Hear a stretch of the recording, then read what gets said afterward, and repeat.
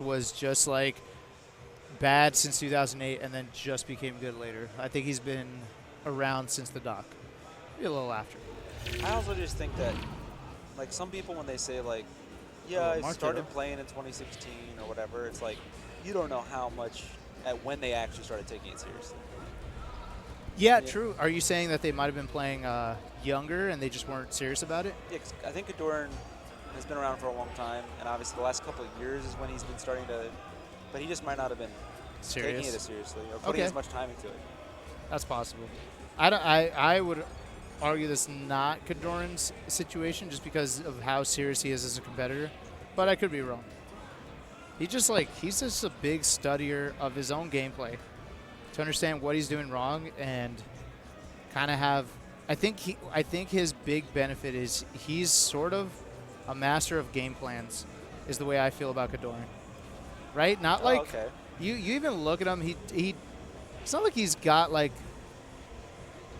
the craziest reads or the craziest tech skill. He's just always playing just very smart, very positionally, and I guarantee you it is the result of game planning before a big game, right? Like, I think here he might have not had like the strongest game plan going into this match, but if he's facing someone like Hungrybox, he's got a game plan for Jigglypuff. He knows exactly how he's going to approach it, and whatever fails at one point, he's going to study his own games and then come up with something else. That's great. It's actually is what it feels viewers like. at home trying to get better. Yeah. If you start studying your matches, that helps. You don't have to work. You don't have to study that much. Yeah. You will immediately see improvement. Yeah. Like, immediately. I was always lazy about it. I always had trouble watching my losses. I remember Zane just was mind blown. We were talking strategy one day, we were just talking to each other about playing back when I was playing. And then he brings up watching my matches, and I told him I don't watch the matches I lose. And he's like, "Are you fucking serious?" Like, how did you do so well? He was upset at me. He's like, "Are you kidding me, dude?" I was like, "Nah, it hurts too much, dude." He's like, I mean, he's right. I should have. I don't think he understands that. Okay, I don't know. I don't want you to see this as a jab at you, but what?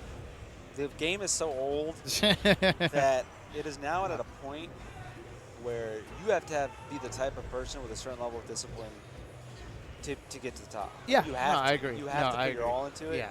And I mean, if I was still competing, I would definitely start doing that a lot more.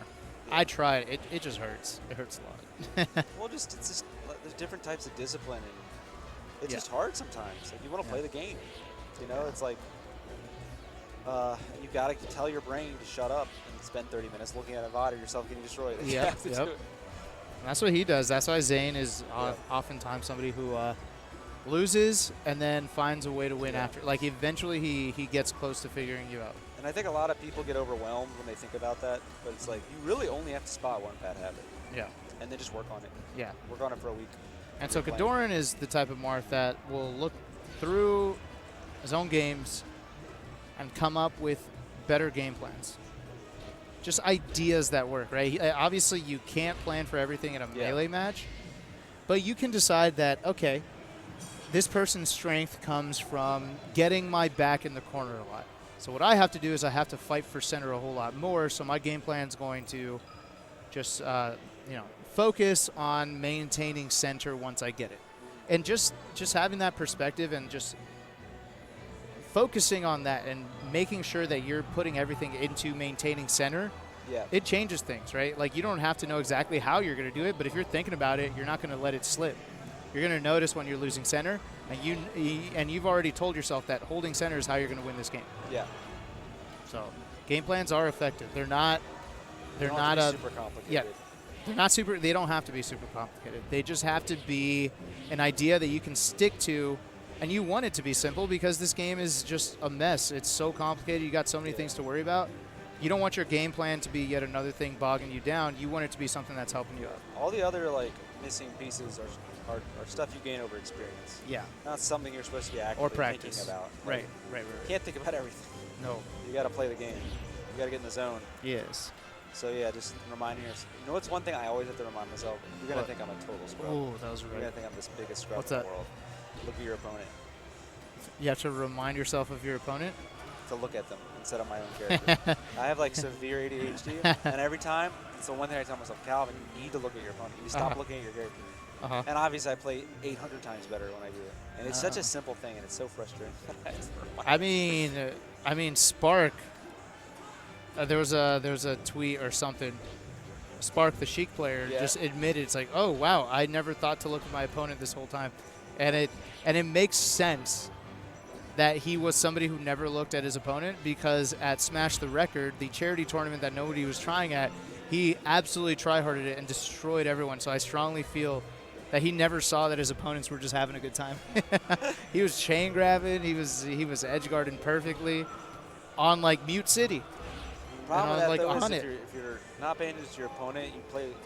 It's like impossible to play reactively, and if people are like camping out a little bit, it's way harder to deal with because you're not actually paying attention to what they're doing. But I don't think top players for the most. I mean, I'm surprised someone as good as Spark got that far without without looking at them.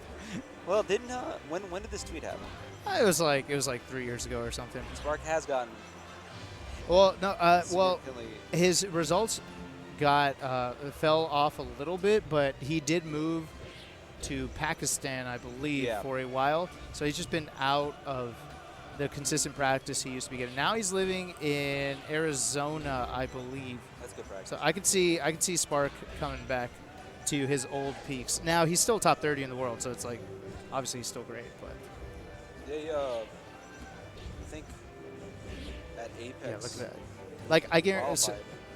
Sorry, really quick. Like I guarantee you that you know how he KoDoRiN knocked down Arban, and then double jumped for a fair. I guarantee you that's not even like a reaction on the get up attack. It is if he gets up and does a get up attack, then I'll hit him. Yeah. And if he doesn't, then I'm putting myself in a spot where I can't be like counter hit or something. Like it's a flow chart type of thing, you know, where it's gonna work no matter what. He's probably telling him something right now, like game plan wise. You shouldn't have done this thing, or you did this. I took advantage of this. Like, does he say that? I think that's what he's doing right now.